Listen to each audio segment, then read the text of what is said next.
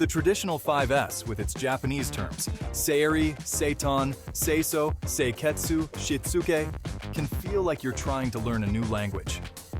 And let's be honest, who has time for that when you're already drowning in a sea of clutter? It's like trying to learn Klingon just to ask for directions to the bathroom. But fear not, my fellow efficiency warriors, because I'm about to drop some serious knowledge on you. We're about to unlock the secrets of 5S in a way that's not only effective, but also engaging. And dare I say fun. Think of it like this. We're taking the boring old 5S textbook and rewriting it as a superhero comic. Get ready to say goodbye to the days of lost tools, misplaced files, and that nagging feeling of where do I even begin? Because we're about to unleash the power of Tower!